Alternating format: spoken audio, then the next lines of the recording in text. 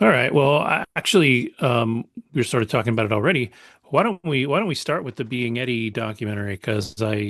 It's new, it's fresh, it's hot, it's Eddie. It's all of the things that would be interesting to start a show. All right. Well, the pressure is on, because I was definitely scrolling the internet while, I said I'll be ready to ever be. And now here we go. I gotta talk about it. Awesome. All right. So I decided to watch Being Eddie Murphy, a documentary that just came out on Netflix. And I was very intrigued because Eddie Murphy was a big star, especially in the 1980s.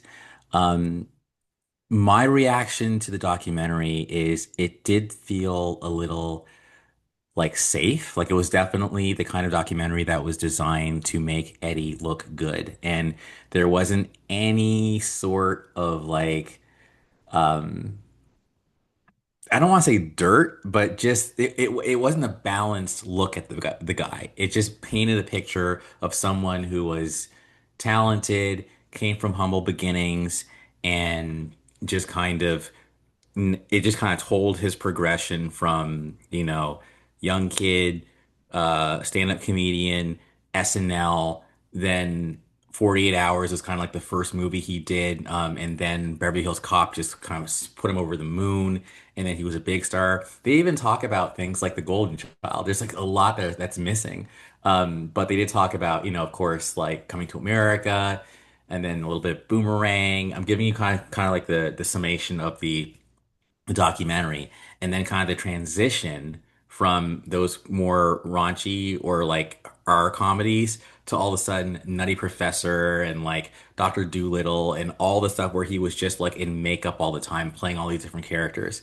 So, I think that the documentary does illuminate a lot of things that you might not have known about him, as far as like his family life, his real dad, just who he is as a person.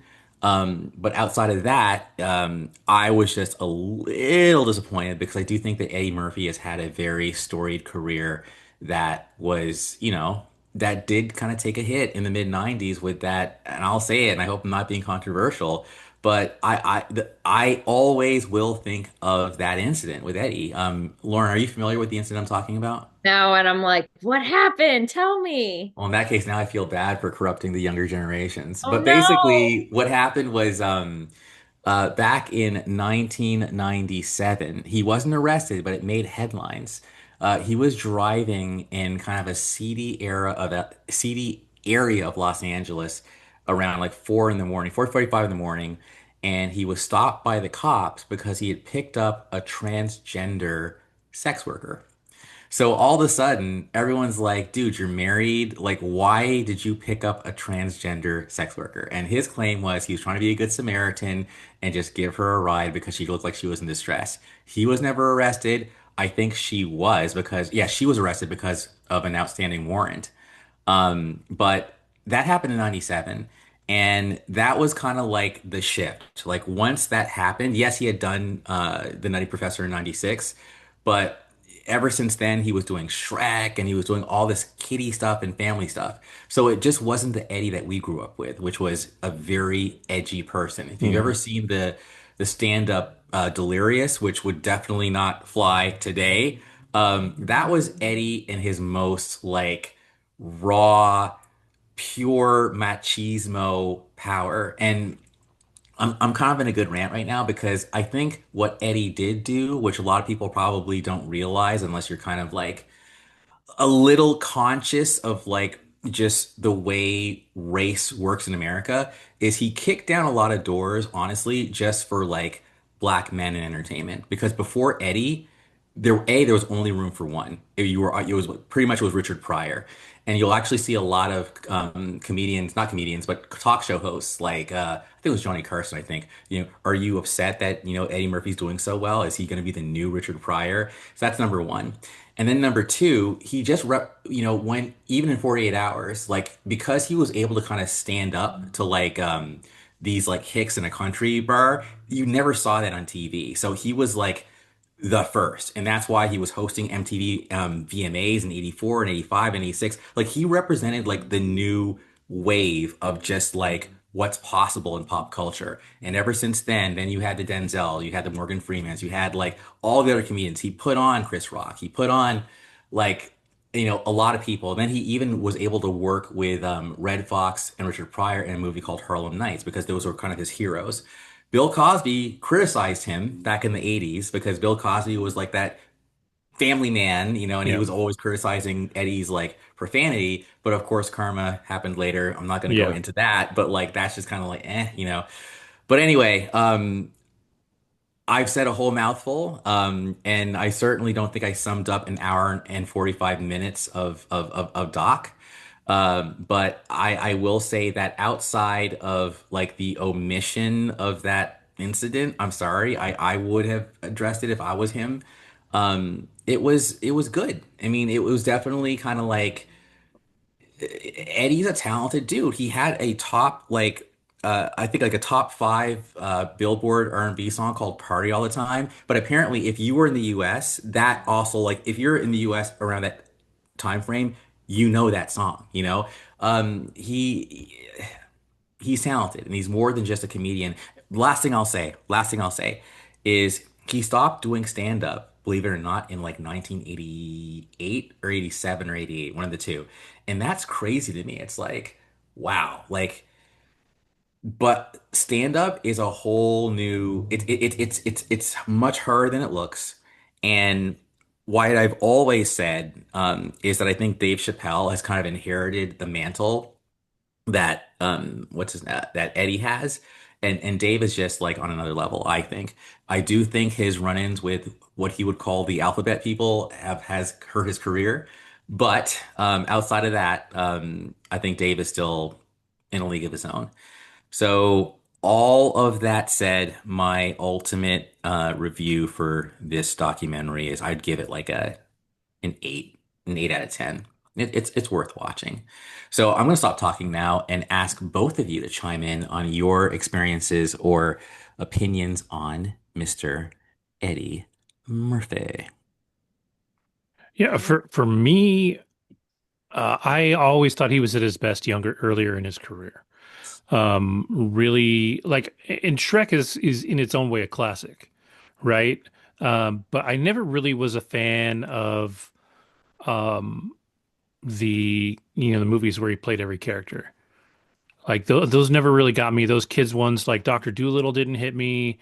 Nutty Professor, I was like, and I think I'm trying to remember when those came out. They might have been before my daughter was born. So like really also to be fair, at a time when I would have had no business seeing them, right? Like when my daughter's a little older, taking her to kids' movies makes sense, right? Like, she's old enough.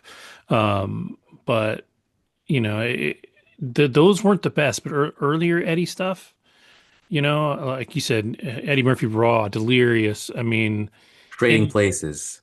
Like oh, that was a yeah, big one for him. As a yeah, matter of fact, Trading Places and Beverly Hills Cop was like the 1-2 punch that I almost said Peter Venkman.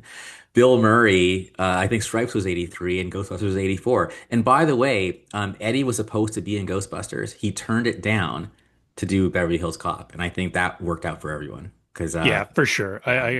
yeah, Yeah, yeah, that movie would not have been good, I think, with anybody else. Beverly Hills Cop, no, Yeah, yeah, I just not can't even see it. close. And to be fair, like speaking of his career later, like the new Beverly Hills Cop wasn't that great. The new Coming to America wasn't that great. Like he hasn't done anything really good in a long time. Yeah.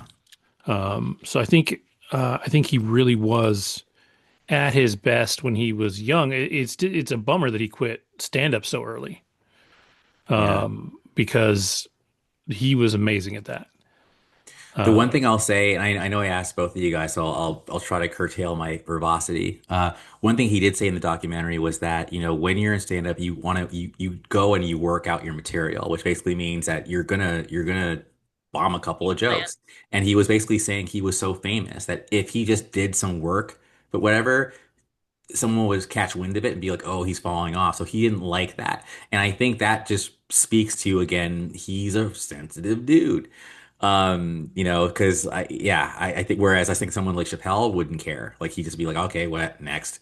Um, and then as far one thing he also said, which was really self-aware, he said, when I watch myself from the younger days, it's like I'm looking at a different person. Like we're all growing, we're all changing, and it's like, yeah, it's a trip.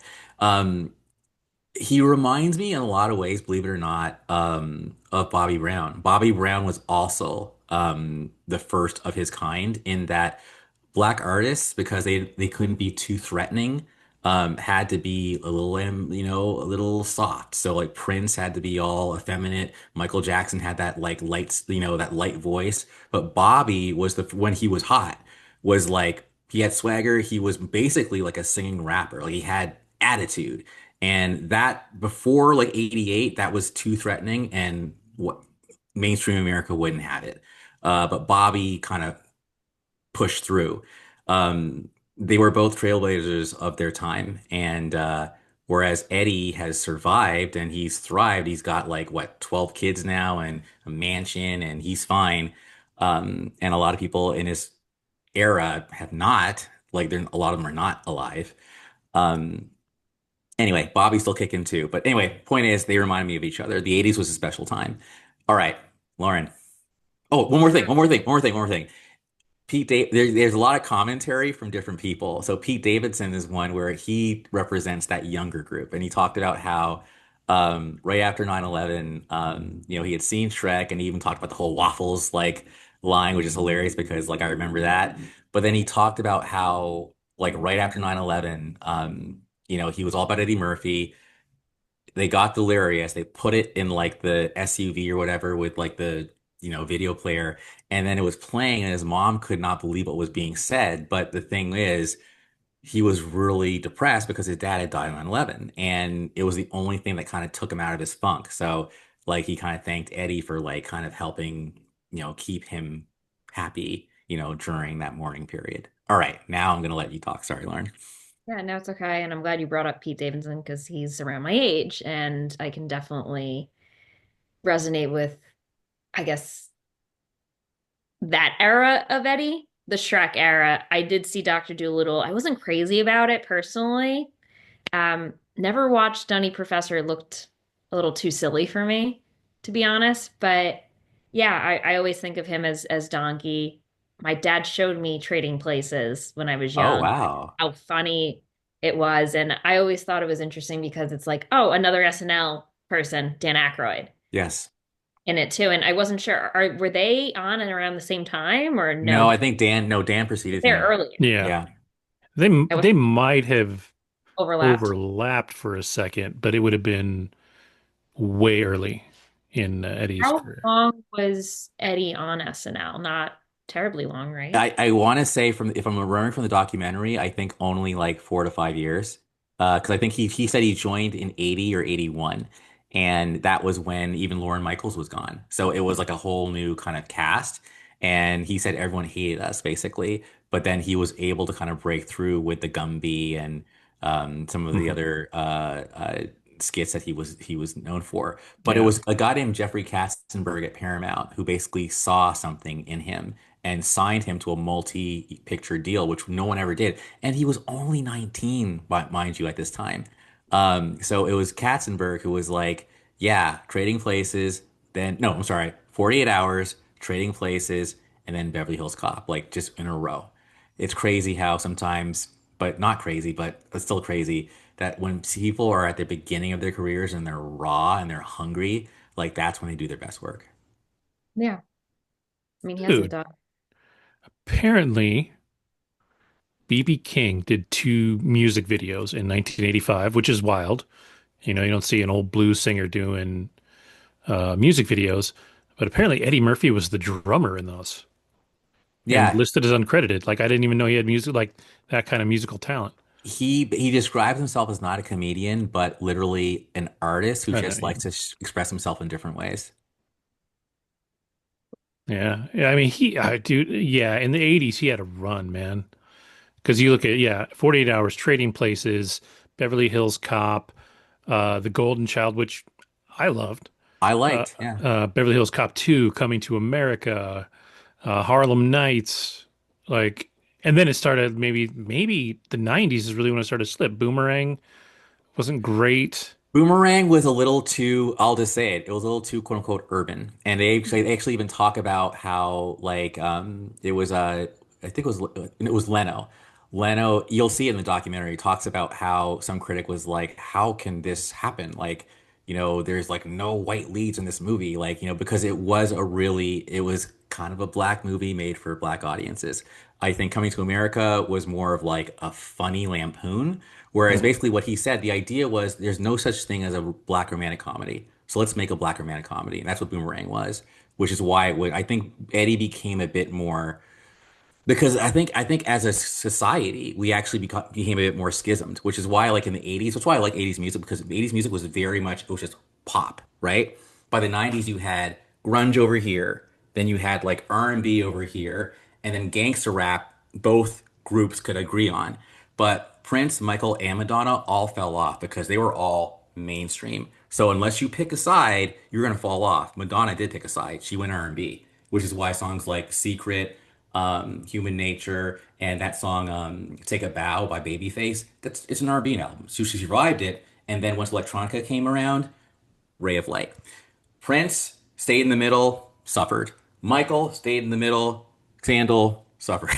So it's like the 90s was a more divided pop culture era. Then you had OJ, and then you had like whatever. I'm just saying like it's I'm big on pop culture shit. Anyways, well, yeah, yeah, and Eddie was part of that. He went Yeah. that, and I think and then he had the Vampire in Brooklyn, and that's the movie that David Spade criticized. Um, but yeah, then he just kind of somehow lost the plot. Well, even that, like Boomerang, okay, just like critically didn't land, right? Which is Distinguished which is Gentleman fine. as well, Yep. at the same And same time then period. Beverly Hills Cop 3 didn't do that great. Oh, that was a fucking stinker. Yeah, and that was Yes, 94. So you got right. 92, 94. Vampire in Brooklyn's 95, Nutty Professor. It's like he was trying to make a turn there. Yeah, That one wasn't that great. Mulan was great, but I he forgot was he was only long. a How you voice. sing So on. now we're shifting into like the voice actor era because then you have Dr. Doolittle, Bowfinger, which I always thought of Bowfinger as like almost a minor resurgence for him real quick. Like Bowfinger actually did okay, and then he fell off. But I don't know if Bowfinger actually did better later, like after it was out. Like it seems to me Bowfinger didn't do well Yeah, with. I don't know. I couldn't get past that geeky thing he was doing. I'm like, what are you doing, man? He did have a movie called Life though, and I think that was Oh yeah, yeah, that was 1999 good. with Martin Lawrence and Hmm. yeah, so that one I think that was probably his last like bona fide hit. And there is a Yeah. movie called Norbit that frankly I Oh my don't know God, how got a that sequel too, I it think. killed no. Oh, but Oh Pluto no, no, no. Nash. This There's is. also Pluto Nash, dude. There's Oh a yeah, lot of stinkers, dude.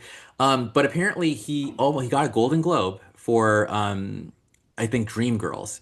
And he actually was Right. Oscar nominated as well for Dreamgirls. But apparently Norbit came out right during like that whole campaign and that also comes up in the documentary. And he definitely felt a little salty about not winning. But for him, according to him, it's not so much that I lost. It's just that I'm an introvert and I actually believe it. And I could have been sitting at home. I never go to award shows, and I don't think he did. So he gets in his tux and everything, and he's just kind of like, y'all maybe come to the. Anyways, again, I just think he's mad sensitive and he's a more complex person. And his first memory in childhood is his mom and dad in a fight.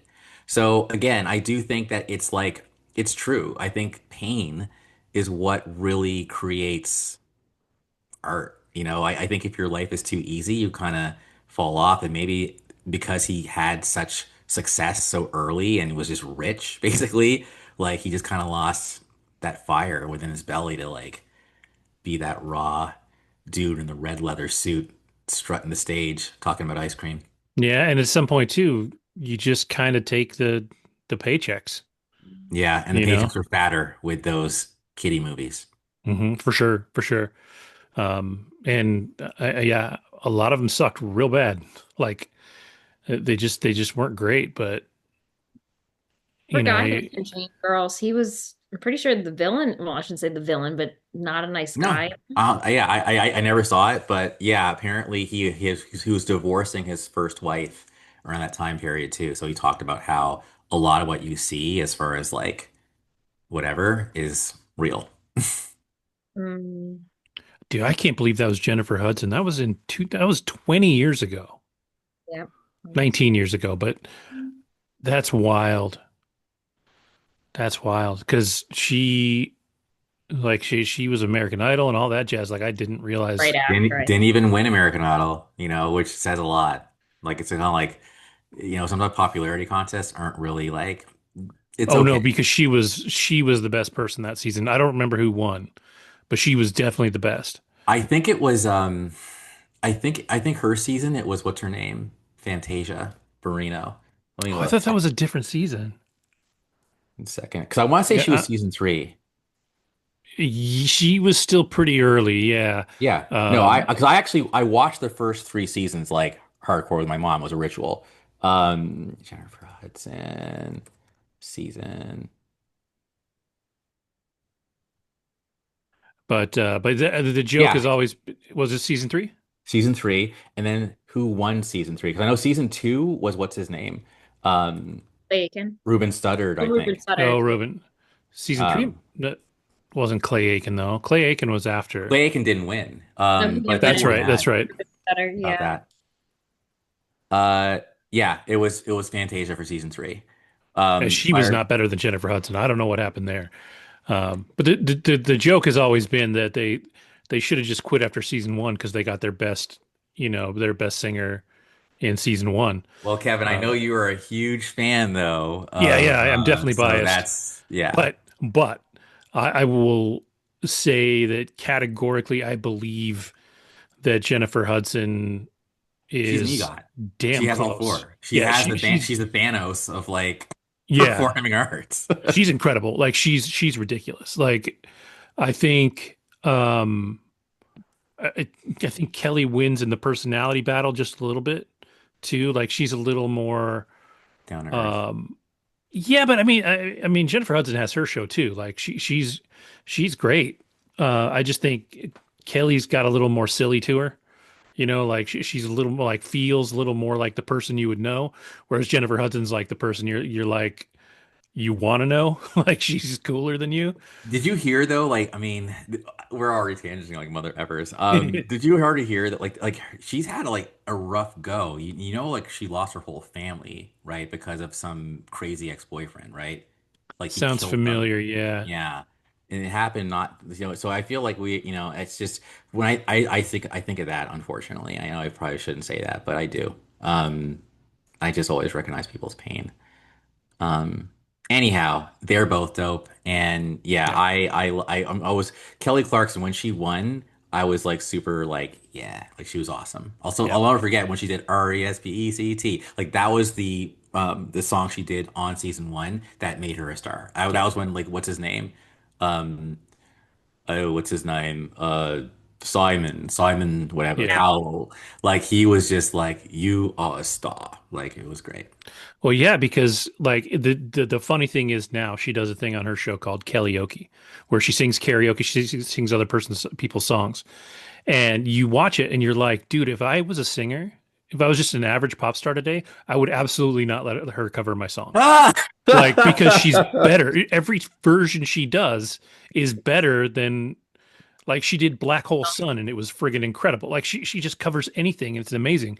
That's And funny. yeah, it's wild. And she I guess she did sort of a stand-up concert recently, like just kind of out of the blue. She did a concert. And like 90% of the music was covers. And people were like, well, why didn't you sing your own stuff? You have an album coming out. She's like, yeah, I'm just at the point now where I want to have fun. She's Yeah. like, I'm going to go on tour and I'm just going to have fun. And if you want to listen to my songs, go buy the album. Like she's like, she sang a couple, but she's like, you don't want to hear me just stand up on stage and just sing my album. That's dumb. Why don't you see the things that you can't see anywhere else? Because like even I remember my favorite band is Incubus. I saw them live. They had a set on stage where it was literally looked like a living room. They had a couch and they came out and they did acoustic set for a minute and they covered Like a Virgin. And it was so great. And I think stuff like that is the stuff that makes a concert memorable.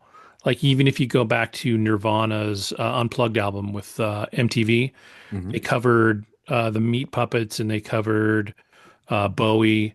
You know, they did a few things on there, and it's just cool. Like it's more interesting to see them do something that you can't see anywhere else. So, but also Eddie Murphy. And I'm holding back because I was going to share that voice band totally covered uh Smells Like Teen Spirit, and I'm just like, what the fuck am I watching? It was in Vegas, but anyway, yeah. So it's true. I think it's fun. I would have fun. I would love I love karaoke, so I get it. Yeah. So cool. Well, it sounds like it's worth watching. It has no mission.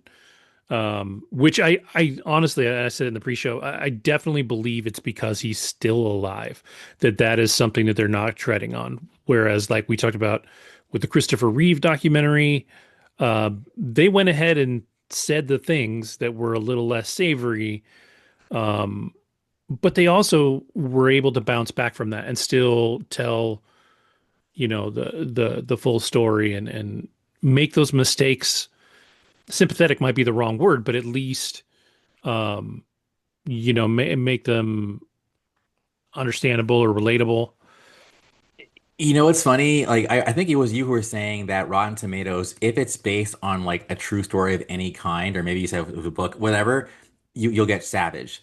Being Eddie Murphy on Rotten Tomatoes, I want to say is like 57% on by the critics. The audience is like zip right now for some reason. Yeah, it's But because it's yeah, new.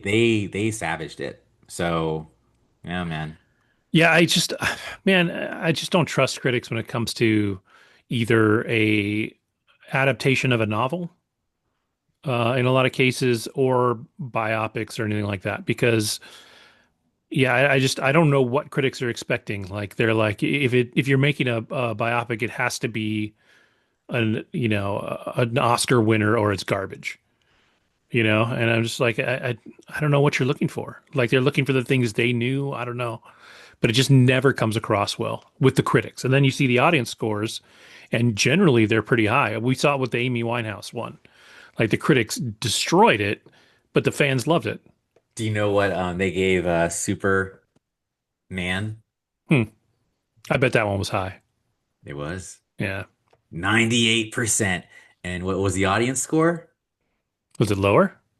98%. Ah, So I just feel like, hey, it's like, yeah. So to me, I just say it can be done. yeah, But to be yeah, fair, we have to like kill Eddie and then do it right.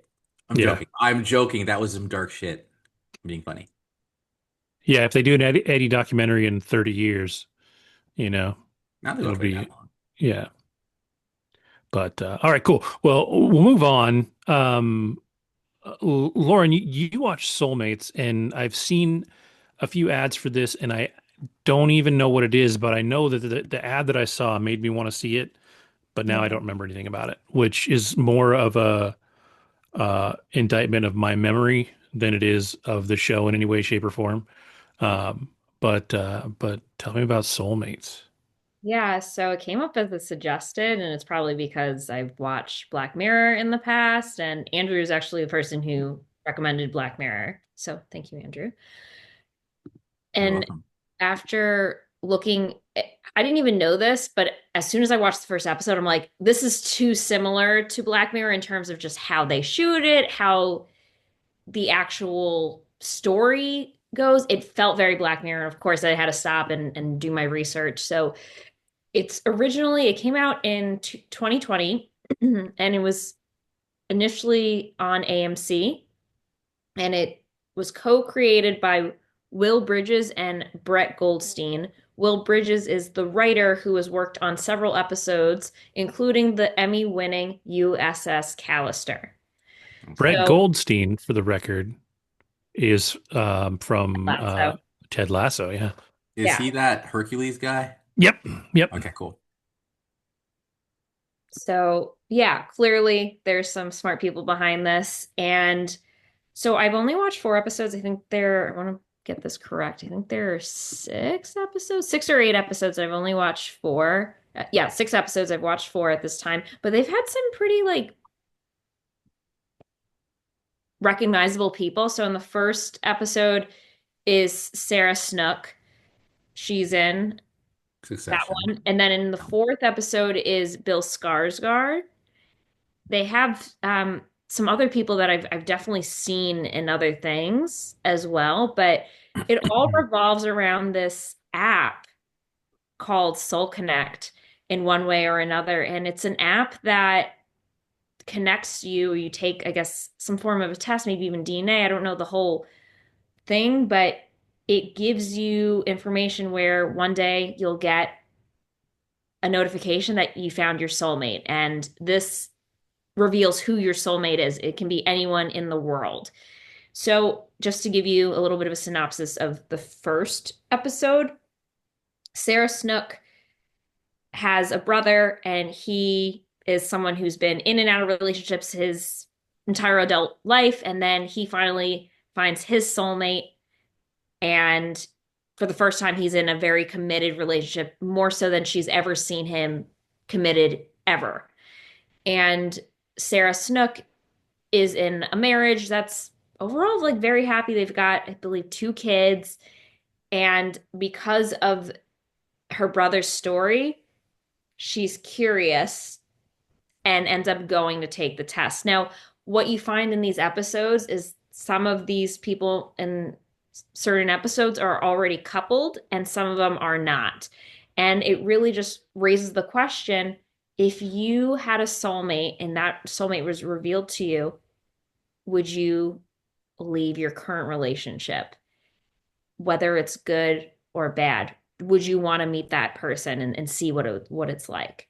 And in a few of the episodes, you see people that will leave their original partner and see what's in greater pastures. And then they realize, okay, maybe on paper it makes sense, but I miss my person that I've been with for however many years. And even though they're not my perfect match, it makes sense why I've been with this person. So I think it's really something that is current in the fact that, I mean, think about just online dating and how transient it can be.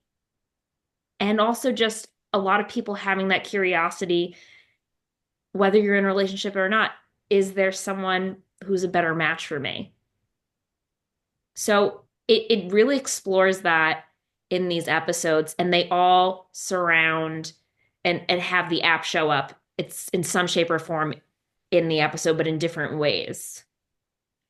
So really enjoying it so far. I like the different storylines that surround it, especially two out of the four already are about individuals and couples. One of them is someone who's on his way to meet his match, but then ends up running into somebody else who he forms a really close connection with, where you get the sense where he doesn't want to even meet his match. You got someone who, the second one's pretty wild. It's with, what's his name? David Constable. And he's a professor at a university, and he's in a marriage and has like a dark past at another university.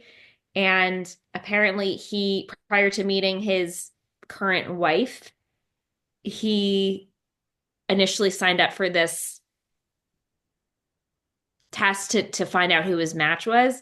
But here's the thing, some people may hear back immediately, and some people may not hear back for weeks, years, etc., to find who their match is. So he ended up around the time or right after he took this test, the results, he blocked the results because he's happy with his new wife, etc. Years later, this woman just shows up on campus. Hey, are you David? Yes, my name is Allison. I'm your match. And he's like, that's impossible. I blocked it. So there's no way anyone can find out who my match is, etc. And then it goes down like this rabbit hole into his past, and it gets very dark and ugly. And yeah. So it explores this, possibility and thing. I mean, there are shows that have talked about like, or just even the topic of, is my soulmate out there? And are there multiple? Is there one? How does it work? So I thought this was very well done. Yeah, it I sounds thought cool. it'd I be mean, it's funny. Oh, I was I was just say it's a good mix of creators. 100%. Brett Goldstein, who was a writer before Ted Lasso. Like that was his main thing. He wasn't even really an actor. Mhm. He's a comedian, and like he sort of accidentally got the part in Ted Lasso, which blew up his whole career. But he had written on a ton of stuff before that, and to see something like this, which is not a comedy, right? Like it's pretty much a drama and sci-fi even. Yeah. Um, and then you look at the cast of characters, Charlie Heaton from Stranger Things. The banner says that the one of the co-writers didn't just do Black Mirror, but also did Stranger Things. Um, nice. and then you've got obviously Sarah Snook and Bill Skarsgård, David Costabile, like you talked about. He's a dude that you will absolutely recognize when you see him and not know his name. He's one of those guys, but he's been in like everything. You got Yep. Malin Ackerman, Kingsley Benadir. Like there's a good number of people that showed up in this.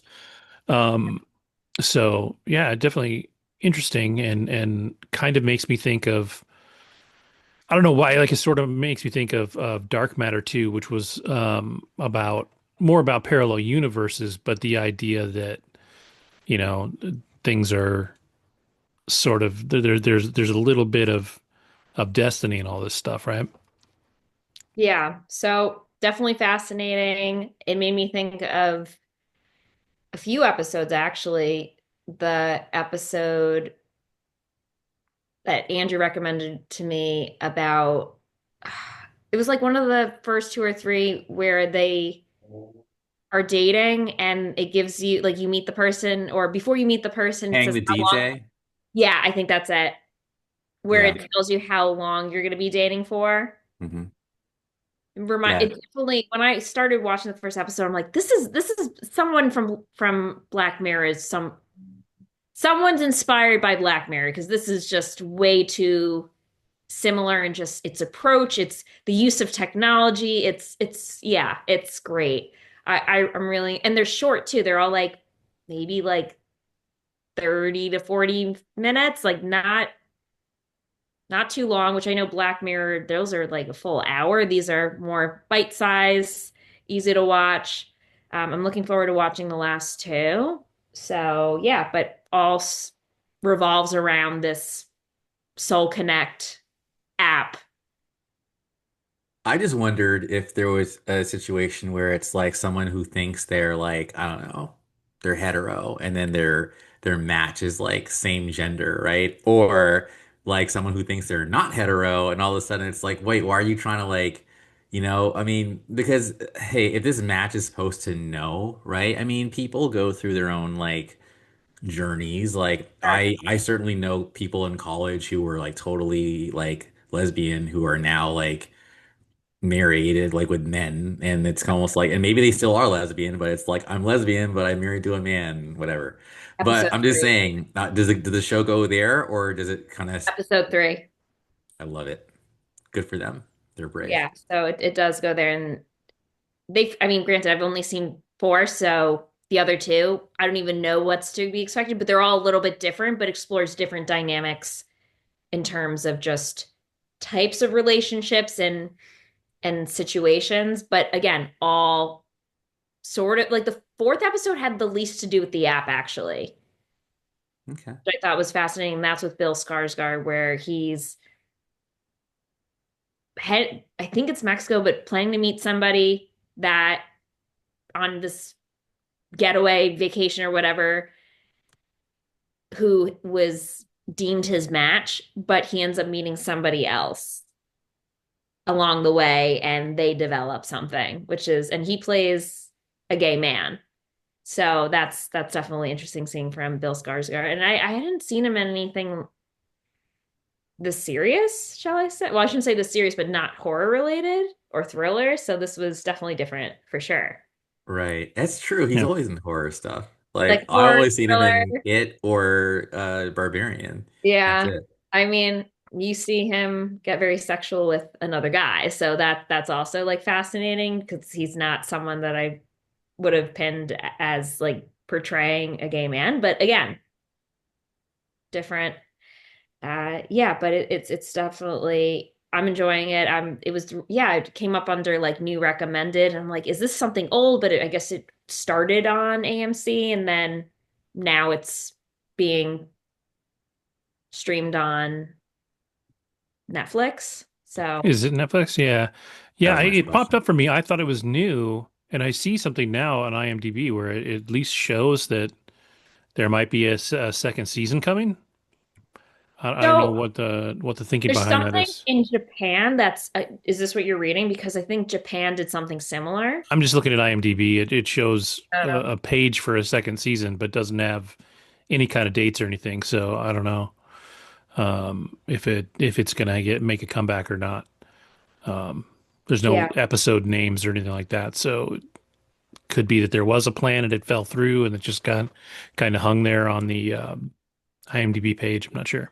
Yeah, because I read something that I think in Japan they did something similar with the, I guess, anthology series or movie using something very similar to this series in 2020. But yeah, I mean, I recommend it. It's definitely a question I'm sure that a lot of people have thought about, and it's certainly yeah, the way that if you like Black Mirror, I feel like you'd like this for sure. All right. 74% critics and 71% audience. Okay, so not too Fair. off. Yeah. What is Black Mirror? Huh. Oh, Hold Black on. Mirror's pretty high, I think, on both. Really? Yeah. Sorry, guys. Let's see. Black Mirror. It is. Come on, internet, do your thing. Cut this part of the show. No. It is 83% critics, 80% audience. Yeah. So, yeah. It probably takes the hit from that first episode every time. Man, there's some sensitive people out there. I did not mind the first episode. I mean, No, yes, I got it's it, but rough. I Yeah, but get you're It's right. why probably the like some worst people. one though, right? Compared to everything. Man, I think the I don't well, know that it's the it's worst subjective. one. Yeah, The it's worst just one to me is the one with Jodie Foster, where she's like an obsessed mom, like who's like stalking her kid and like watching her whole life. I hated that episode. Yeah, that was my least favorite Is that the one. one where she puts the chip in her? Yes, Archangel, I think it was called. Yep. Yep. Yep. Hated yeah. that one. The first episode's great in what it does. It's just where it ends. It's a lot. Yeah, people are like, "Oh shit!" Like it, in and I think it's actually a much better episode that it gets credit for because it sets up the fact that at this point, Dark Mirror can do or Black Mirror Black can Mirror do can do anything it anything. wants. Yes. Like this is crazy. We've set the crazy bar here, and now we can just go to Keep going. town. Yeah. And they did. Like there's been some really great stuff, but nothing that feels as like dirty as that No. first one, right? Like that one made you feel a little gross. Like you watch it and you're like, that's not okay. And the funny thing is that they've referenced that moment in other episodes or the president or prime minister in other episodes of Black Mirror. So Okay. like that moment there, I think there's 3 episodes specifically that deal with it in different places. That's what I love about Black Mirror, that there is a bit of a shared universe thing going Hmm. on. The only other episode I think which is kind of icky is the one with the kid who uh got caught like doing something highly Wild inappropriate. stuff. Yeah. Yeah, that That's one the was a guy little icky from End of too. the Fucking World. That Yes. And also Alien Earth. Yeah, him. That one, when you find out like what he at the did, end. like then Yeah. you're like, whoa, you know. Yeah. Anyway. But yeah, good good genes for that show Soulmates. It would be interesting if they decided to do a second season. Like it's not unheard of to take, 5 years off and then make a second series of something like this, especially an anthology series. True. Totally. So it could be coming back, but it's Yeah. definitely a weird thing because, like I said, IMDb doesn't on the second season doesn't give you any dates, and somehow it says season 2, episode 1, and season 2, episode 3, but there's no episode 2, and no descriptions and no dates. So I don't know if there's anything planned or not, but it is very How possible. well was this marketed? Because it came out in 2020. I've never heard of this before in my life. I've never heard of it either, and AMC is kind of funny about the way that it markets its shows. Yeah. If it's not gonna, just blow the world up, if it's not The Walking Dead or it's not Interview with a Vampire at this point, I feel like they don't advertise their shows very well at all. Yeah. Um, but they have a lot. AMC is an interesting channel because they're not really afraid to push the envelope a little bit for basic cable television.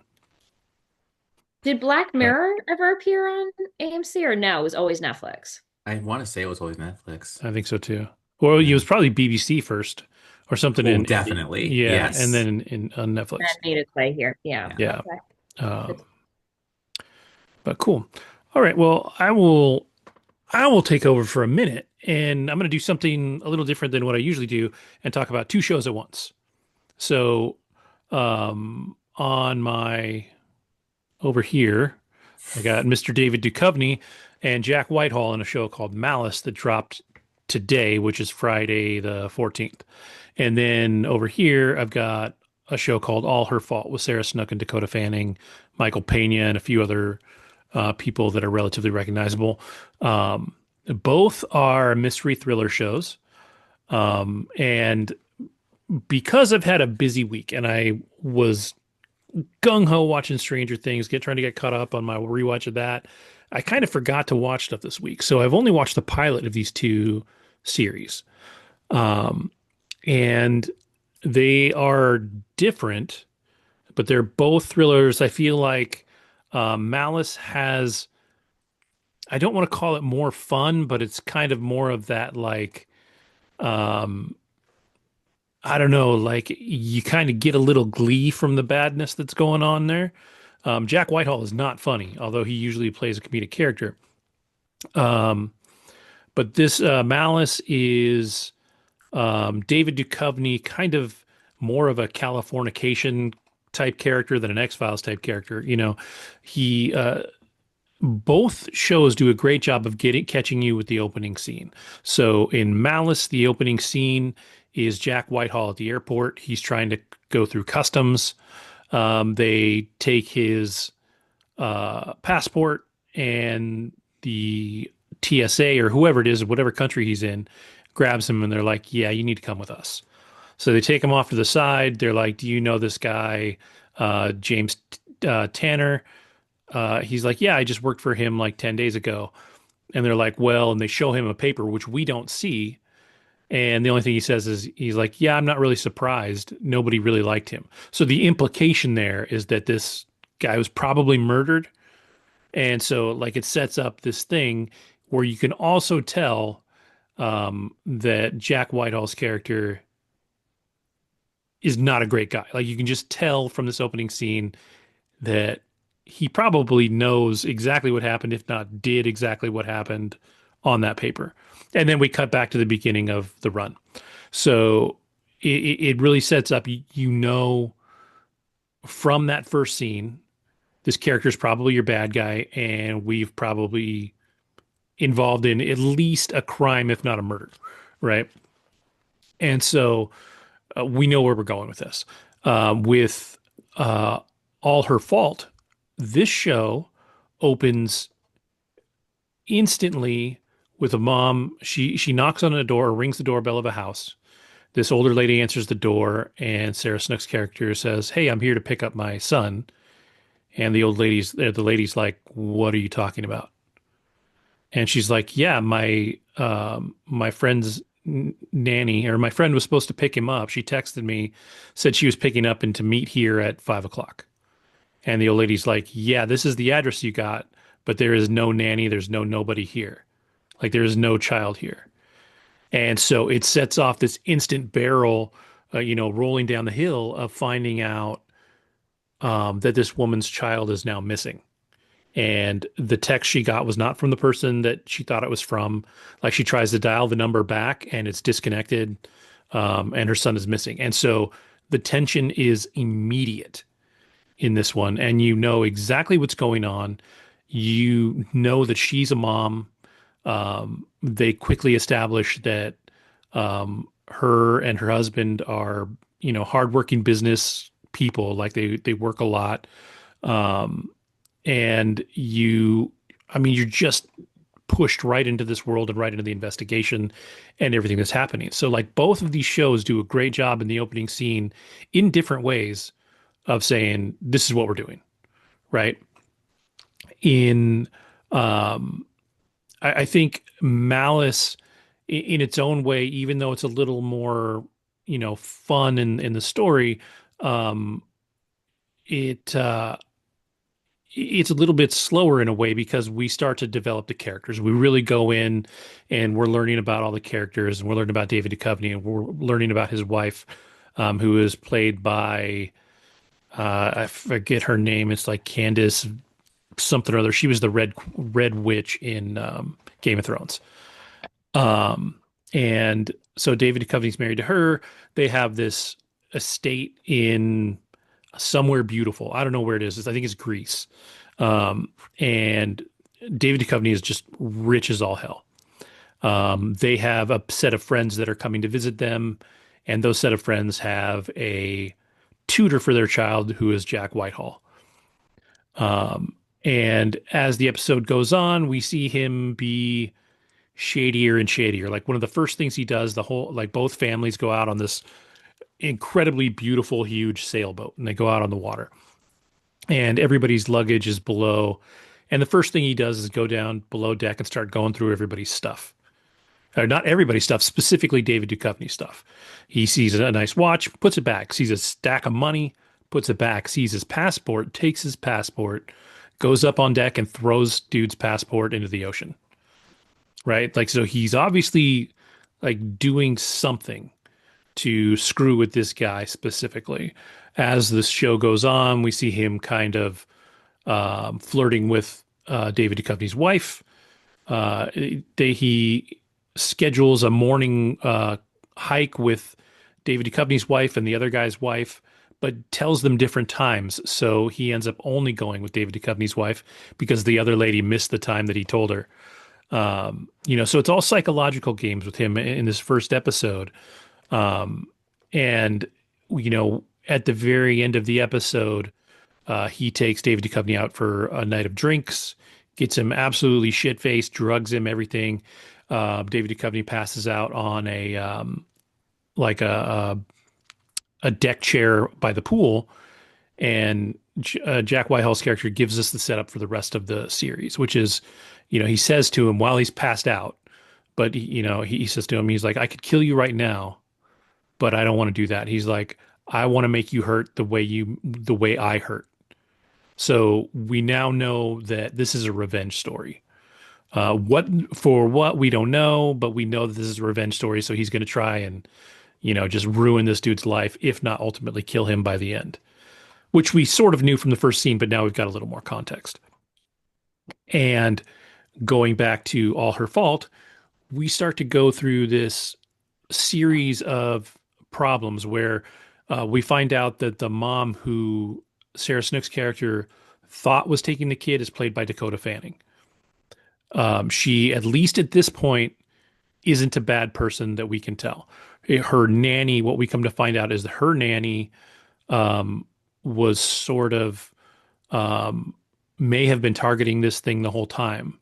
And so the nanny is the one that picked up the son and then disappeared. So by the end of the first episode, we know this. We know Dakota Fanning doesn't seem like she was involved. Doesn't seem like her husband was involved. Sarah Snook seems innocent. Her husband seems innocent. They have a lawyer.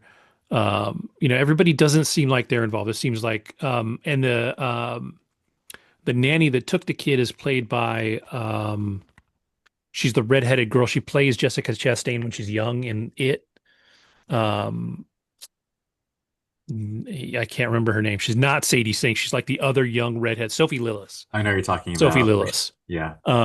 And she, she's the one that it seems is responsible for kidnapping this kid. And so what we come to find out is like there's this legal issue where if Dakota Fanning's parents, Dakota Fanning hired this girl to be the nanny, and then the nanny perpetrated a crime, there's some level of responsibility that Dakota Fanning holds over this situation. So, like, if she admits that she knows anything, she could potentially be in trouble. And sorry, because over time we've seen her befriend um, uh, Sarah Snook's character, like they have a little bit of a bond. So she actually goes over there the first night, and the episode kind of ends with them kind of hugging it out because they're both upset, like they've both been drawn into this thing. And the last shot we get in the this first episode, it says 27 days later. It sounds like they're still talking about the kid missing, and we have 8 photos on the wall, and it's of both sets of parents, the lawyer, the girl that kidnapped the kid, the family's nanny, and they say something like, we never thought it would, or Michael Pena's character is like, I never thought it would come to this, blah blah blah, and they're like, and then they say something about they like, basically they indicate that somebody has killed somebody in this group of people. And so now we've set up where it's going to be this obviously this twisting, turning, like who's really responsible, and arguably it seems like it may not have necessarily we may not find out where the kid is, right? Because we're at this point where 27 days later, it sounds like the kid's still missing, and all of these people are turning on each other in some way. So what we're going to have is this drama amongst the people while the crime, like the real crime or original crime, is still out there. Um, and yeah, it'll be interesting to watch both of these shows because I actually think they're both really good, at least from the pilot. Now, All Her Fault, the entire thing is out. Malice, I'm not sure if it all dropped yet or if it's going to drop weekly. Let me see real quick. Um, but that one's on Amazon Prime. Um, it looks like, yeah, it looks like it all dropped at once. I think it's only 6 episodes. Um, and what's interesting is this one, kind of like you said about the Eddie Murphy doc, when you look at Rotten Tomatoes, uh, it got it got hit by the critics. It's only 46%. So I don't know what happens down the line, but it sounds like maybe it's not that great. I don't know. I really liked the first episode. I thought it was fun. And so I'm curious. There is no audience score yet. So it's hard to say, where that is. But on IMDb, it's got a 6.1, which isn't terrible. I think for the difference in the two shows, this one is kind of the lighter, cornier is the wrong word, but just more accessible, like thriller revenge story, right? So 6.1 isn't a shock to me. I think when we see the audience scores, we'll probably end up like a 60 to 70% somewhere in there. But I liked it. I would definitely say if that's your jam, I think this is like a more adult version of the TV show Revenge that was on a while ago, with the girl that ended up in the MCU, and she's on a hospital show that I can't remember the name of.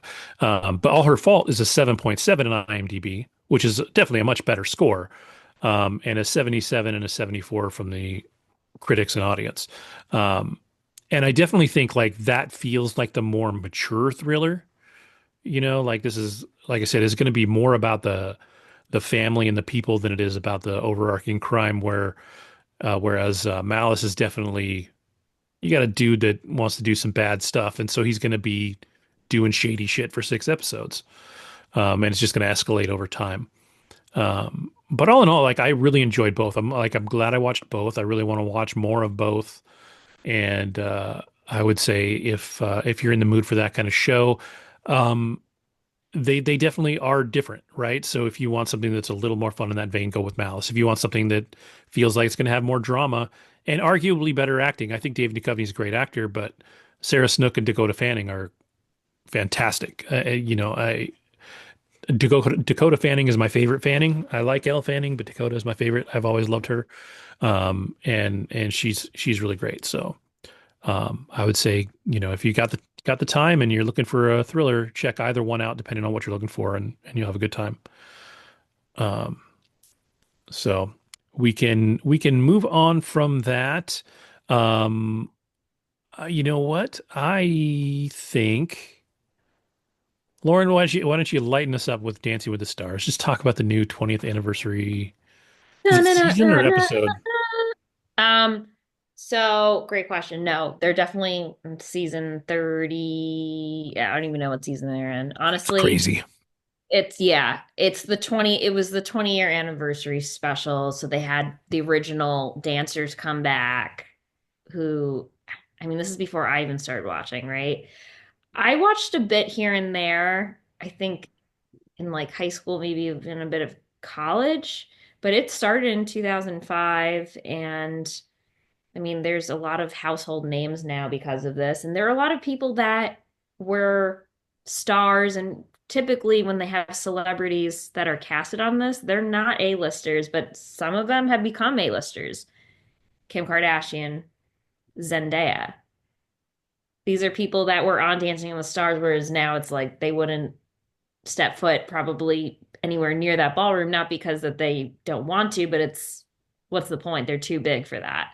So, yeah, this season there's actually a pretty good mix of people. Andy Richter was on the season. He just got eliminated. Last episode, you've got Robert Irwin and Bindi Irwin, his sister, won over 10 years ago, I believe, when she was partnered with Derek. They paid tribute to Len Goodman, who is or was one of the judges Yeah, from he was one of the original judges, season. right? Yeah. Ariana Naba is still there, and so is Bruno Tomioli, and now Derek Huff is now the third judge, sitting in the middle seat where Len used to be. But yeah, they have some pretty good people. Some of them are, I always am not very good with the reality stars, but there are two women from Secret Lives of Mormon Wives on this season. They have Olympian on this season who I wasn't familiar with, which I feel bad, but they had some social media TikTok podcaster person on who I wasn't familiar with. They have Zac Efron's brother. Didn't even know Zac Efron had a brother. He's on this season. The woman, what is her actual name? From Parent Trap, the one who played Meredith Blake. So that's a blast from the past. Her name is Elaine Hendricks. Name She's sounds familiar. Yeah, she plays Meredith. And one of the first dances she did that season, maybe it was week one or week two, she takes, the classic scene where she's at the pool and she has the big black hat and she presents herself. They have that in the opening for one of the dances. They had Wicked Week where they had the three normal judges, and then they had is it John Chu, the director? Yeah, John Yeah. Chu, director from Wicked, he was a judge. So they really went all out that week. But yeah, they're just paying respects to those who passed who were on the show. And I forgot like so many people that were on the show, like Kirstie Alley. I forgot she passed away a couple of years ago. They had a football player that passed away. I was thinking of some of these other names that they oh, Florence Henderson was on and she passed away. They had a couple of people that I completely forgot about, but they really do a good job, I think, in covering a good amount of different industries within Hollywood. Like they have athletes, they have actors, they have, people in television, movies. They've had Olympians, and yeah, they really just do a really nice job in incorporating a lot of different talent onto the show, many with somewhat of experience when it comes to dancing, and then people who've never danced in their life in terms of like done one of the main Latin dances, or at least professional ballroom dancing. So they do a really great job with not only the choreography, but also the costumes, the design, what they have technologically happening on the stage. It's incredible.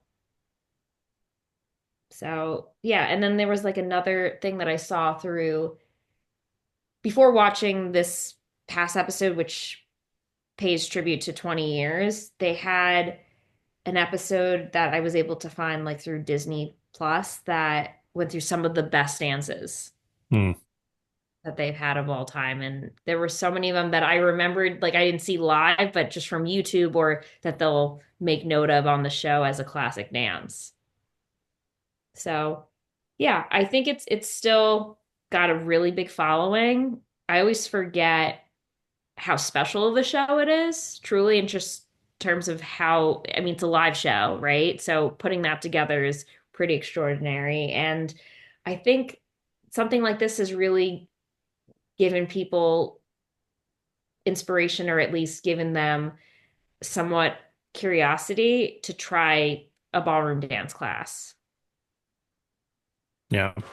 Yeah, we were talking about it before the show, and for me, like I never watched this one because I was worried that it would be too corny. Not, I can't say that I watched it and it was too corny. Like it's just always, I was worried about that.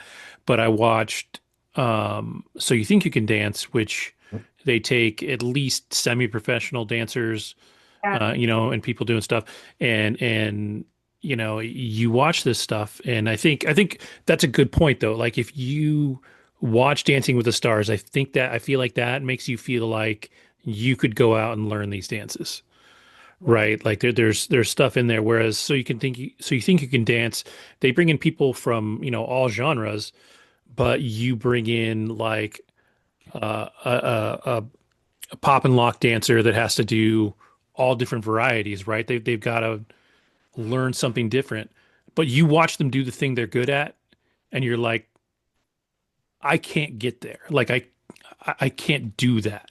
Right. And so there's like I think there's a different sort of goal there. Like one is sort of to awe you, like you watch these people be incredible at something, and the other one you watch people be good at something, but it makes it feel like it's an attainable something for anybody. And I think that actually is kind of cool. I think I didn't really ever think of it in that way. But yeah, I wonder if a show like Dancing with the Stars, I wonder if that's really led to an uptick in people taking dance classes. Oh, I'm I sure. don't I don't think that's a trackable like statistic. I don't think you would know necessarily, but Well, I you would. know, but I can only imagine there being more.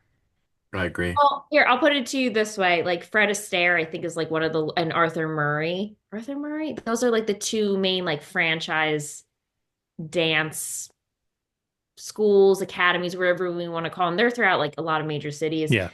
I know like Tony Devellano, who's one of the pros on Dancing with the Stars, he's got a studio, I believe, in New York City where you can learn. So a lot of these people, they've opened up their own studios as a result, and they Sure. have the on tour show that goes around. I think they might even be scheduled to come again at Radio City Music Hall. So they'll get a lot of the pros and even I think some celebrities too that have been on the show and perform these dances. So it's great. And they have really fun themes. They do stuff for Halloween, the holidays. I think one night they had like Britney night. So the themes are really great Hmm. too.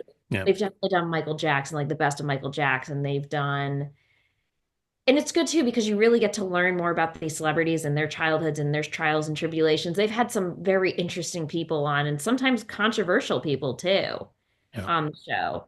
So it's definitely, I think, worth the watch. And I mean, sometimes you can tell they bring people on for ratings, which are crazy, but it's a good way to learn more about some of these celebrities outside of their normal role or what they're known for, which Hmm. is nice. So yeah, definitely give it a watch. I forgot how wonderful of a show it was. And to be honest, and I'm gonna knock her, I don't care. They had Tyra Banks as the host for a few years, and they it was so bad. She was such a horrible host, just made it very much so about her. And now they have Carrie Ann, um, I'm sorry, they have Julianne Hough, excuse me, and Hmm. then Alfonso Ribeiro, who, yeah, from Fresh Prince. He Yeah. won his season, and he's just a naturally, and he hosts a game show too, from what I recall as well. He's just got a very great personality, so this is a perfect role for him. I remember hearing that he was kind of a dick for a while, but I don't know if that's true or not. Really? Um, Well, Kevin, it's funny. You're referring to a buddy of mine from Chicago who said that he saw him and apparently it was like a weird interaction. I don't know. I can never blame a celebrity. Like I always feel bad if a celebrity gets a bad rap for like a couple of Exactly interactions. Like in if the it's wild. regular, like if it's all the time, then that person's Yeah. probably a dick. But if somebody's like, "Well, I met so and so and I asked him for an autograph and he was a mean to me," I'm like, "Well, don't ask him for his fucking autograph." Like dude's in the airport trying to get by. Like you don't know what that person's going through on a regular day. Like I remember I was in New York City one time and I walked past like a cafe and Leaf Schreiber was sitting out there eating. And I was like, I would not bother this man eating and be like, "Hey, dude, can you sign, such and such or whatever?" And the same thing happened to me a couple years ago. I was at, funny enough, like the town I live in is about this big. Like it is tiny as shit. And this town next to us is tiny. And they had a joint county fair. And dude that plays Captain Pike right now, Anson Mount. Anson Mount, was there, dude. Like I was standing in line. I was like, holy shit, that is Anson Mount. And I was like, he was with his family, he was with his kids, and I was like, as much as it would be cool to just go up and be like, dude, I love what you're doing. I loved you on Hell on Wheels. Like, I was like, dude, he's with his family. He's with like has got a baby with him. Yeah, you're Like if right. if I go and bother him, I mean, Oh, maybe it'll be nice for him to hear that somebody likes his stuff. no, But but at the not same when they're with time, their like, family. It's weird. yeah, yeah, it's just, and so like I feel like if somebody had gone up to him and he had been like standoffish, you kind of deserve that. Like you're bothering that dude on his day off. Get him that Yeah, I think yawn, it was more of like, like he was working at a bar or something and he ran out the bar and then he just wasn't nice to them or something. I well, will say this though, like two things. So I remember because I'm the kind of person where if I mess up something in life, you can best believe if it ever happens to me again, I will not mess up. I learned the lesson. So Damon Wayans was a pretty big deal years ago, and I mhm. saw him walking down 47th Street when I first moved to New York, and I was like, no way recognize him. I recognized him. So I'm like, Damon, man, I loved you in Living Color. I loved you in Mo Money. Like he's like, that's cool, cool. And I'm like, would it be weird if I asked for a picture with you? He's like, a little. And I'm like, okay. And I kept Yeah, walking. yeah, And then everybody at work was like, dude, he was messing with you. You should have taken the fucking picture. So fast forward to 2025. There is and you probably saw this on my Facebook. There's an actor named Hakeem Woodbine. And oh again, yeah, you have to Boku, know, you know who he is. yeah, Cool. yeah, So I'm literally sitting in my lobby, my building lobby here in Vegas, waiting for a lift. And I see a guy get out the elevator and he's walking by me. And I look up. It's fucking Hakeem Woodbine. I'm like, Hakeem Woodbine? Then he turns around and smiles, and I'm like, dude. And then like I literally like I do gush a little bit and just tell him I like his shit and whatever. He's like, that's what's up. And he goes, are you visiting? I'm like, no, I live here. Anyway, I'm like, can we get a selfie? He's like, sure, man, sure. So we get a selfie. I put it on my Facebook, put it on my Instagram, because now it's like as long as you're not too weird yeah. and That's as true. That long is as true there's too. like there's no family there, like it's cool and he was happy to do it. But I was just like I don't know. I was that it was and dude, trust me, I was like shaking because like he goes back to like high school for me. Like Oh yeah, he's been there's around Jason's forever. lyric, there's like, anyway, it was really Jason's lyric. That's the movie for me, for him. But anyway, so yeah, it's crazy when someone from your like past, like you grew up to, and you're seeing them in person, and you liked their work. It's like I was trembling at that. I remember, but I was just hiding it. The same way you kind of tremble if you're public speaking, but you just kind of just you Yeah. fight through it. Anyways, I just digressed again. Yeah. Well, and we've talked about it before, but I've been to a handful of conventions, That's right. Star Trek, whatever. I went to one in LA one time, and one of my favorite TV shows of all time is Fringe. It was the the successor to Lost, and it was J.J. Abrams' like next show. Fantastic, like incredible show, sci-fi. It was like the more scientific X-Files, basically. And the guy that played Walter, whose name is completely escaping me right now, is a phenomenal actor. He's incredible. and he was like, I went to this convention and he was just at a booth. He was And in Lord of the Rings. You're yeah, talking about yeah. I'm so pissed that I can't remember his name right now because he's incredible. John Noble. Yeah, John Noble. Absolutely amazing. And he was at a booth, signing autographs, and it was actually kind of quiet. Like people were off doing something else. And so like I talked to the dude for like 5 minutes just shooting the shit. And I know like he was in the headspace, right? Like he was there to do this, but like he was so kind and just like so cool and he autographed a picture and I have that somewhere. And and I was at a Star Trek convention and we ran into um Carl Urban, who is now Billy Butcher. At the time I don't believe he was. And so everybody was off to the side with the next generation people and talking to them. And Carl Urban was kind of by himself, and his line wasn't long and he was super cool. And talked to that dude for like a couple of minutes and just crazy nice, just like insanely nice. And so, if you get these people in their element, they're fine. But some people are kind of dicks. You remember the dude, because I worked in Dublin as a bartender. Yeah. And a lot of people came in there, even though it was, a chain restaurant. A lot of people came in there. We had a lot of baseball players come in, and they were always pretty cool. Tim Hudson from the Oakland A's came in a few times. He was funny, really cool. But the dude that came in, it was kind of always a dick, and I won't say his name, but he was a black anchor on KTVU. Oh, I know exactly who you're Yeah, talking about. Really? yeah, he Oh he was man. like he was. It's not necessarily that he was a dick. He was just really, really cocky, Yeah. and like he expected to be recognized Yeah. and expected to be like, treated as such. And, it was funny. It was I funny. saw him at 24-hour fitness. I mean, he was definitely a local, like I think he lived Hmm. in San Ramon or Danville or Hmm. Blackhawk or one of those places. Yeah, I do think he was a bit of a trailblazer. I'm not sure there Oh were a lot yeah, yeah, of yeah, for black sure. anchors in the 60s and 70s, so I feel like you almost have to have that kind of ego to like Yeah, bring probably. through a bullshit situation.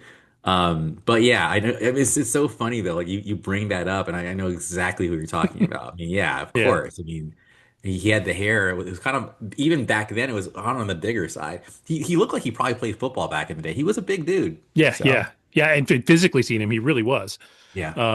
And yeah, it was just funny. Like you could just tell, like this guy is like, I'm a Did big he like deal. hold court when he walked in? Like, what was he like? Not really. Like it was Okay. like people. I think a lot of people just didn't recognize him when he was there, but like Oh, he expected people to. Like he walked in and he expected to be like, he's the like, cock of the I'm walk on your star of the room. TV. I'm Yeah. on. I'm not gonna blow him up completely. I'm on KTVU, Yep. Fox Yep. Channel 2. You should Yep. know who I is. No, but Yeah. yeah, no, I know So exactly what you're talking about. yeah. That's what's up. So all right, cool. Well, with that, as we have tangented once again, Nice. as we are wont to do, really quick, you are now caught up on it. Welcome to Yes, I Derry. am. Well, so Yeah. there's 3 episodes so far, right? We've watched three. 3 episodes so far, and I'm just looking at the time as well, just make sure we can maybe abbreviate these ones. Yeah. But like, yeah, no, it's off to a great start, man. It really is. And I feel like if the first episode was F them kids and the second episode was contextual relevance, I just made that up. And then the third episode is like, okay, scare them kids. Like at least Yeah. they didn't die this time. Yeah. To me, that's a win. Like by the end of the episode and they're still alive, I'm like, okay, good. Because I mean, yeah, man, there's something about killing kids that's just wrong. Yeah. Well, But the show and, doesn't care. and I've said it before, like that children in horror work because they are generally supposed to be innocent. So if children are psychopaths, you're like, that's fucking crazy because they're supposed to be. If children die, it's tragic because they're innocent. Like children work in horror really well for those reasons. Um, and that first episode, you're just like, it's like when we talked about the first episode of Black Mirror. If you take the gloves off in episode one, you can do anything you want after that. and nobody will be like shocked by it anymore. And I think I feel like the next two, episodes 2 and 3 were definitely less scary and over the top Yes. than the first one. Now Yes. we're world building. And I feel like we might ramp up a little bit in the next couple because at the end of episode 3, we get our first look at Pennywise. It's not a great shot. And Yeah. to be fair, like I looked at the picture, I'm like, I don't know how you got clown I from don't that, see a but okay. clown in Yeah. that. I was like, Yeah. sure, that's a clown. Um, but yeah, it's an interesting one for sure. And like they had the flashback with the kid, I uh, liked that. where The they kid and really, the Native American, and yeah. then him seeing her after 50 years. That's really cool. I also like the fact that this show does a good job of making you like the damn kids. Like, I actually Hmm. like the four kids who didn't die this time. Yeah. Like, it's like, I want to see like Smart Boy, like, develop his situation with, girl, whose Yeah. dad's in jail. And then the Cuban kid, he's just hilarious, He man. is Like, funny. he's funny. So it's like now you got these four kids who just like good. Like, I actually care about what happens to Yep. them. Even James Remar, who I think is kind of a legend for those who know who he is. Yeah. It's cool to see him there. I now have a bit more compassion for him as a person because you can tell as a kid he was a good kid, you know? So I want to see what happens with him in the Native American situation. I think it's funny that like I don't know, I think it's her kid, the son, he was in the long walk. Like, how are you going to be? At first, I was like, how, Andrew, you're not thinking all Native American guys look alike. Like, this can't be the same dude. I looked, it's the same dude. So it's either a crazy coincidence that he's in both Stephen King situations in 2025 or whatever, but he has a look, and I was like, that's him. And then last but not least, I will say that is it Hammerman? What's her name? What's it? Haberman? Which Who's the one? kid? The guy who has the Shining. Halloran, Dick Halloran. Halloran.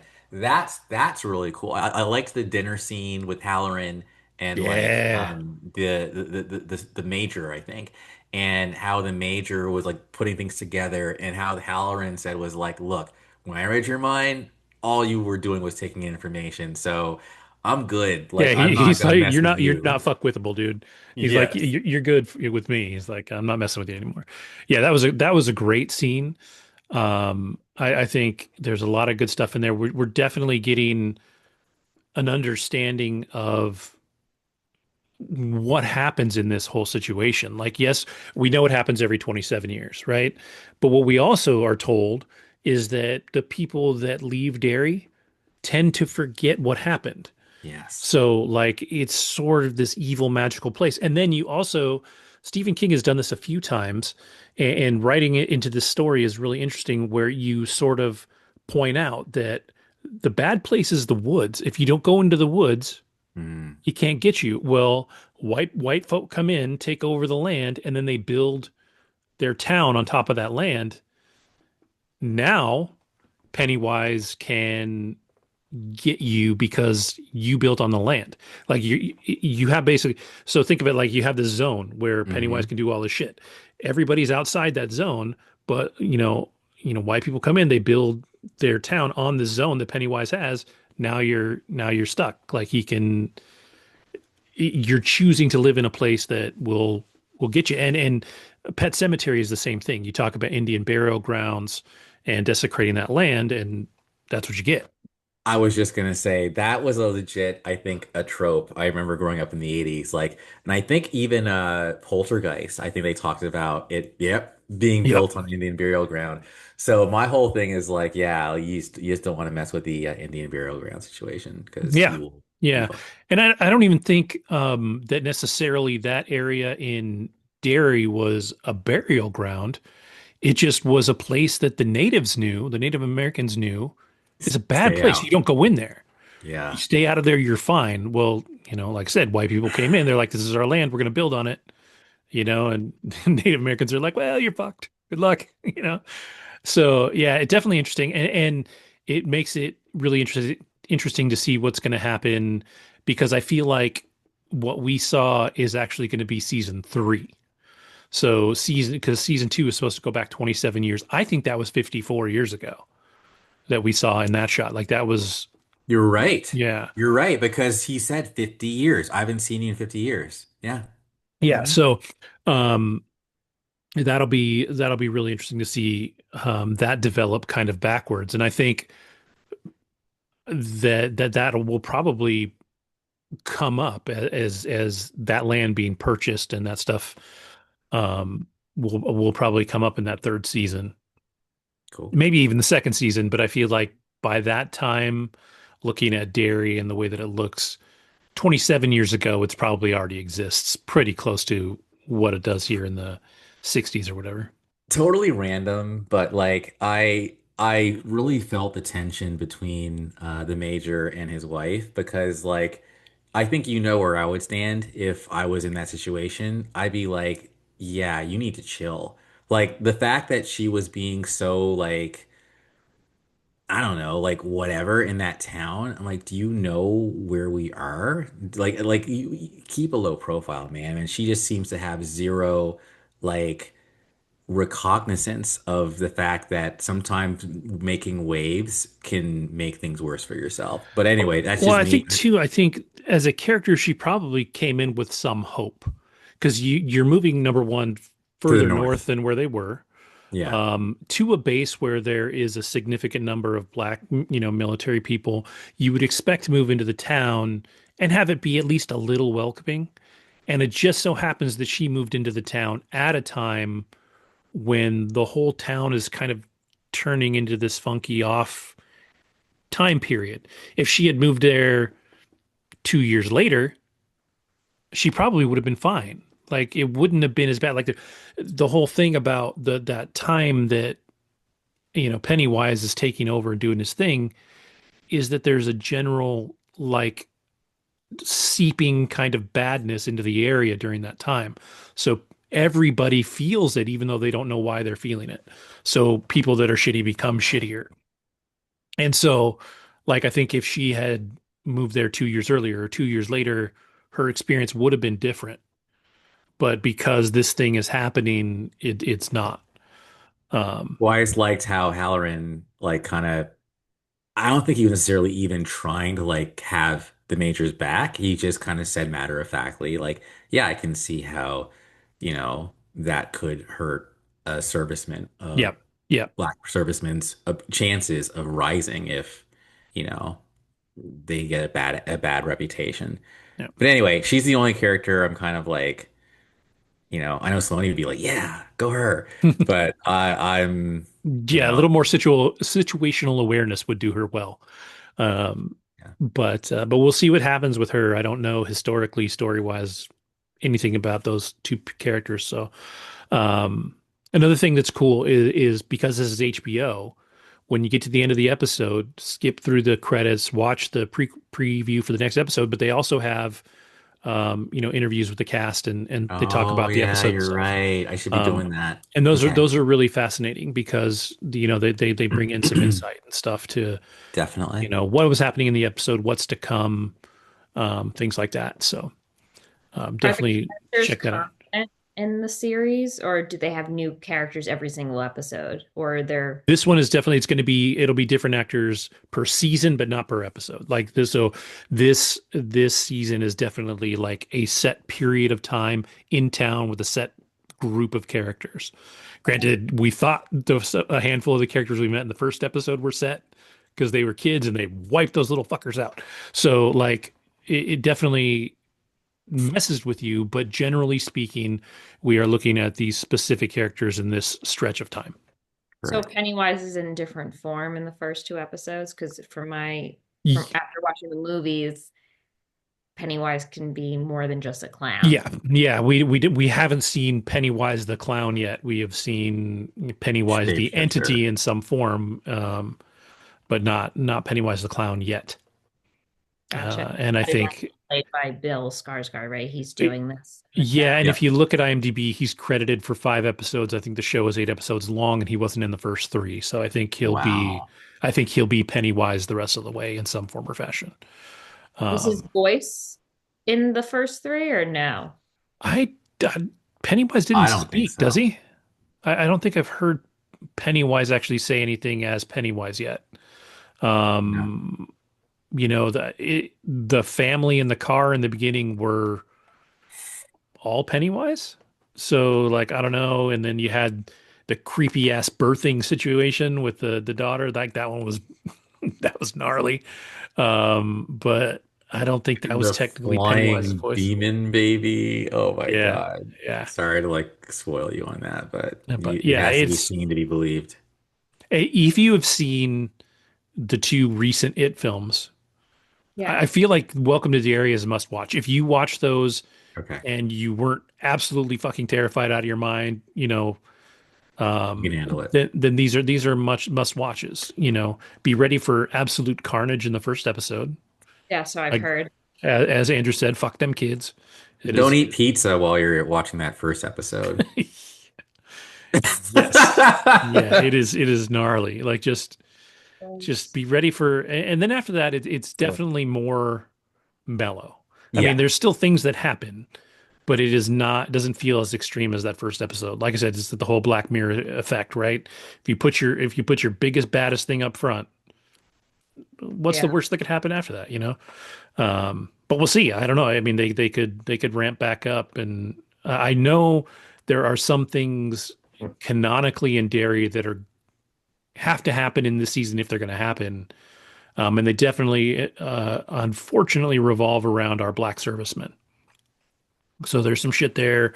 I really like how we saw Dick Halloran, who's been cock of the walk for a while. Like he's like, I'm Mr. Superpower. They need me. When he got himself sucked into the little Pennywise den, he was like, fuck. He's like, I'm not big dude anymore. There's something worse, something stronger than me out there. he's Now like he found me. He's Yeah, like yeah. We yeah. shouldn't mess with let him me ask anymore. you a question since Kevin, you're a Stephen King expert, and Andrew, I feel like you're definitely more informed than I am. This is all creative license with this show, right? This is nothing that Stephen King has written. Many of the characters exist. So Dick Have its own Halloran, universe? was that? Did it already have a pre-existing universe? No, they are referenced in Flash in the book, but they don't really. It takes place when they're kids, and then 27 years later when they're adults. So you have um, the 80s and the 60s. So yeah, it definitely flashes back and forth here. I think because this is set in the universe of the movies, I think the movies was a little more current as adults. So I think as adults they were more in like the early 2000s, and then they were in the 80s when they were kids. Um, But this is the but 60s, the show. Welcome what's to that? Derry. The Welcome to Derry is in the 60s. Yes, yes, 62. yeah. Interesting. So yeah, and I think horror plays well in that genre too, where we've talked about this a little bit. It does a good job of kind of educating you about civil rights in a way that a lot of other shows kind of dance around or whatever. But horror, you can actually be like, yeah, this was fucking scary for these people just being themselves. Like, she was weird. Like, Lovecraft Country did it. The Watchmen did it really well. There's a little bit of a nice educational component, and I think Well said. in seasons 2 and 3, I think we might get a good, Native American education too, because they're leaning into that, obviously. But yeah, it really is a good show and very well made. The budget is spent in the right place. It's HBO. Like they don't really miss when they're making these shows. So definitely worth. Like I said, if you enjoyed the movies, or if you survived the movies and want a little backstory, the show is excellent. So we're running up a little late. Did you want to talk about the comedian you saw real quick, or you want to save it? I'll give it a quick plug. All right. So, say maybe like 6 months ago, I came across this comedian Morgan Jay, and he's originally from New Jersey. Very talented guy. He his shows are not just stand up, right? It's an experience for the audience, and every show is different. So I went to the Beacon Theater yesterday. I just heard about him, like I said, 6 months ago, and I had a friend come with me to the show, and he's been touring, and the show is called The Goofy Guy Show. And what he does is we were in the balcony, so he didn't interact with the balcony, but just the lower. And Andrew, have you been to Beacon at all? I have. You have. Okay. So pretty much the whole orchestra, like anyone that was on an aisle was pretty much at risk for being taken up. So what this guy does is he has his microphone on auto tune correction where he'll just sing something or he'll say something and it comes out like an auto tune form, and he'll just go up to people and ask them questions. So he'll always go up to a couple and be like, "Are you guys a couple?" And they'll say yes or no. And it's always something funny that comes out. And then he will ask them if they're going to have sex tonight. And depending on, like, you hear the most absurd answers and such. Yeah, you might not. I don't know. It's funny just based on who he asks to do certain things. He'll then go up to people and have them rap or sing based on the band. So he has a live band going as he's doing a lot of this stuff too. He'll ask people to twerk. He created his own like little song too. So people know, well, I just know from like watching his videos, the song. So he'll just ask people, give them the mic on what the next word is, and someone always botches it up. And he'll make sure to ask someone usually who's older who doesn't know his songs. And then everyone's like, boo, when they mess it up. But he's incredibly talented. He did a song yesterday on breakups, and he asked people, all right, like, who's got a story? What do you have to say to your ex? And what did he do wrong? So everyone, he like just started bringing the mic to people. And one girl's like, my man was balding. And everyone was like, that's not a reason. So like everyone booed her, which was kind of funny. And then you had like two girls that are like, my man, his name's Christian. He cheated, or just like whatever with multiple women. So everyone, it's just, it's pretty funny, and he's got really good moves. So he's very talented. He's going all over, and it's Comedy Fest right now in New York City. So there's a lot of stuff happening this week in particular. But he was in Jersey, I think, the night before, Brooklyn earlier in the week, perhaps. I know it was Jersey Prudential Center in Jersey, and then Brooklyn, and then Beacon last night. So he did two shows back to back, 7 and 10. But Big venues. Prudential yeah, Center is big big. venues. He's going all over the place, but people will show up like drunk to his show, and he takes full advantage of that. And he is really good at being, you know, on the spot, and has incredibly quick wit. But the guy can dance, he can sing, and he incorporates all of that and invites the audience. And there's a guy with the camera who you watch him. He's not on the stage the whole time. He's running around the audience. And this guy with the camera is taking full,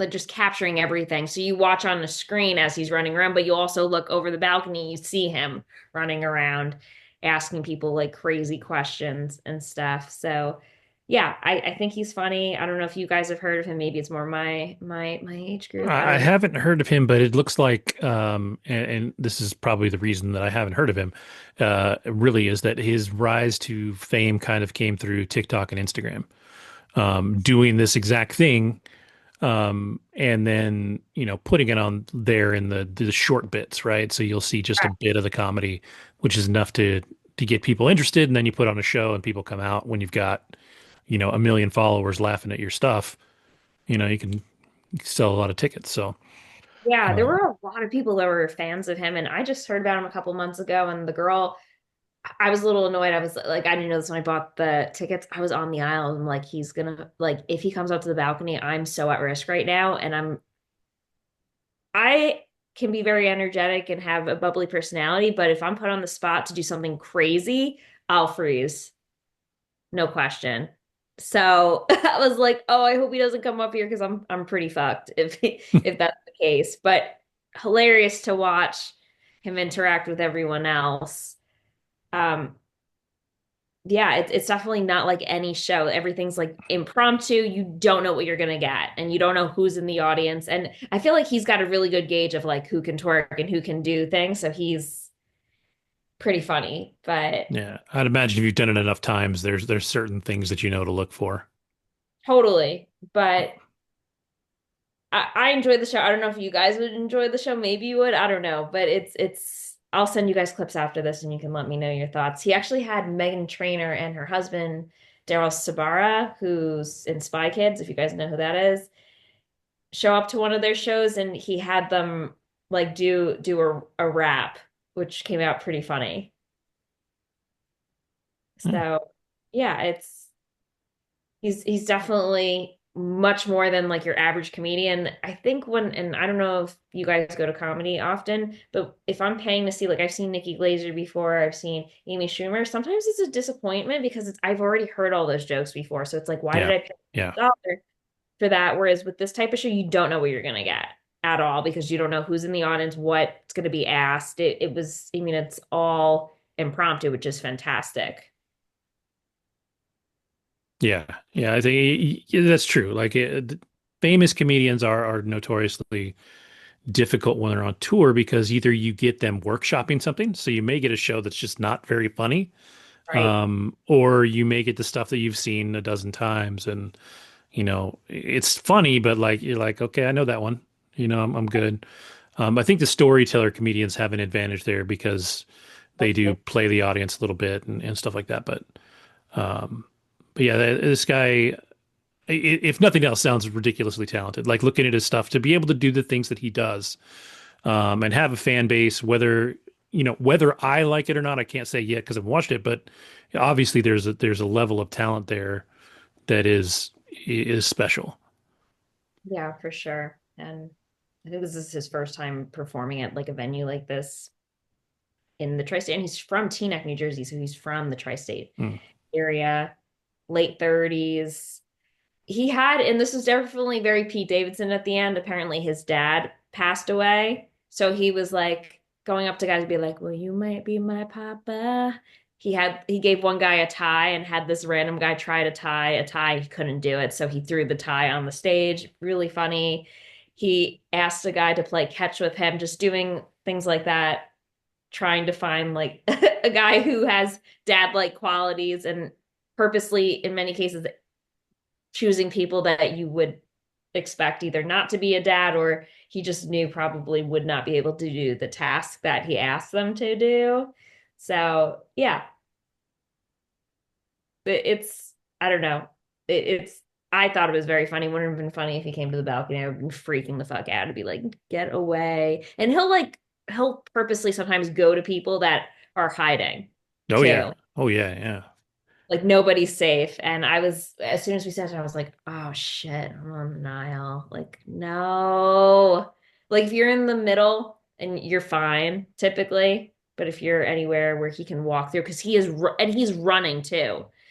He went through, like at one point, the camera's following him. He's in like the refreshments station and asking those people things. Even like the security guard who's up the stage, like, you having fun? And he's like, I guess. And he's like, I guess. So he gets everyone involved. Yeah, that's So cool. very high energy, fun show.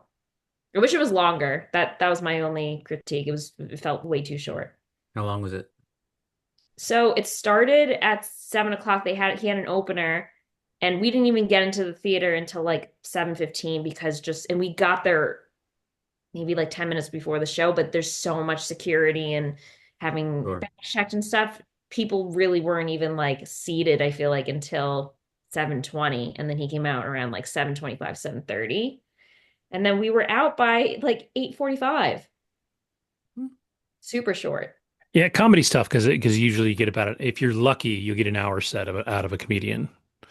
Yeah. So like it's tricky, especially like that's another thing when you pay a lot of money to go see somebody and you only get an hour out of it, you're kind of like, oh, okay, so it better have been damn funny. Yeah. Um, That was but good. But he also kept on referencing, I have a 10 o'clock. We have to stop at this time sharp, 10 o'clock show. So that was, pretty apparent. I yeah, almost wish they had like an 8 o'clock show and they just went longer. Gavin, But you said something about storytelling comedians. Is Bill Burr a storytelling comedian? I feel like he is. Yeah, he's not like a one-liner kind of guy or anything like that. Like he definitely tells stories. I think as people like Mike Birbiglia, who the entire set is effectively a long story that is funny. And so those guys I think are a different kind of special. Like for you to take those things and even what's his bucket that's fuck. He was on it is obviously too late. I can't think of anything. Tall, skinny guy, um, dating Olivia Munn, married to John Olivia Munn. Mulaney, Yeah, Mulaney. Mulaney. He's a love John storyteller. Mulaney. He's a storyteller. Like every one of his bits is a story. And he's got some fantastic ones. He's got a hilarious one about a jukebox in a bar that if you can find that one's hilarious. Like he storytellers, it's a different thing. Like there's two different kinds of comedian. I think like there's clips of Taylor Tomlinson out there where she does amazing crowd work. And that is its own special talent. Yeah. Um, and if you can involve the crowd and she's got one where a woman is in the crowd and uh, she's like, well, did you say I love you too early? And she's like, yeah, I said it after like a month and a half, and he didn't say it back. And then she goes into this whole thing about how this woman is out here with seven friends. Who the hell has seven friends? And then she's like, well, you're all bad friends. She's like, I've only known this woman for 30 seconds, and I'm telling her that this guy sucks, and you guys are her best friends, and you're not telling her this guy sucks. It's hilarious. Like she's really funny, and like you can Oh take yeah. this thing that's like 10 seconds worth of words and turn it into like a 3 minute, 4 minute gag. Hey. And it is definitely a talent because crowd work is not easy. Oh, Yeah, for sure. sure. So Yeah. But yeah, this guy, this is what he does. Like yeah, the more energy that's in the audience, and you could just tell as he's going to people, they're like, oh shit, like don't come to me. But everyone's at least above was like, yes, like get more people involved. So asking more people. People were screaming in the balcony, come up here, come up here. yeah. There just wasn't enough time because I've seen him do videos where he's like going up staircases and talking to people. And yeah, he reminds me, who he actually reminds me a little bit of, but not as much. Like, did you ever watch Billy on the Street with Billy Eichner? I've I heard of it. couldn't. Billy Eichner's a little too much for me a lot of the time. He's a Really? little It's over the top. He's hilarious. So extra. yeah, it's like that, but an actual show versus like a show that he's performing, whereas Billy is running around on the streets, which I think is so funny. But just in terms of the impromptu nature of it, Mhm. it's pretty funny. Yeah. Yeah, I'll send you guys some clips, and yeah, I hope you guys. Well, I mean, you guys like what you like, but it's definitely not like anything I've seen before, for sure. Cool. Cool. All right, cool. Well, with that, I have nothing else. And we managed that longer than I thought we'd be with what I thought I had. So cool. Well, with that, I will say thank you to everybody for watching. Thank you for listening. Have a great week, and we will see you next time. Deuces.